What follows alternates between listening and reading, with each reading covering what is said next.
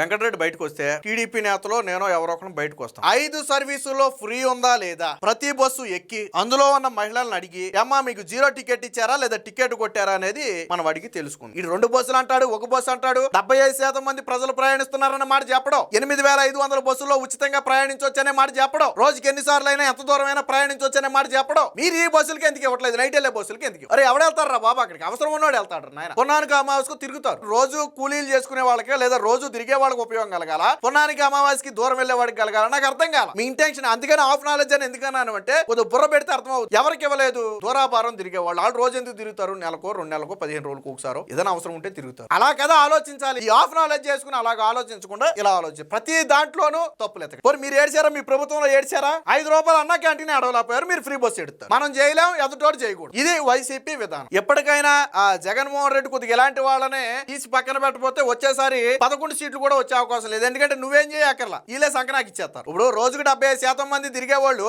ఈ మాటలింటే ఏమంటారు? ఎవడరా ఈడు ముక్కు మొహం లేకుండా మాట్లాడుతున్నారు, రోజు మేము ఫ్రీగా తిరుగుతున్నాం కదా. అంతిమంగా జగన్మోహన్ రెడ్డిగా తిట్టేది. కాబట్టి ఇలాంటి ఆఫ్ నాలెడ్జ్ పక్కన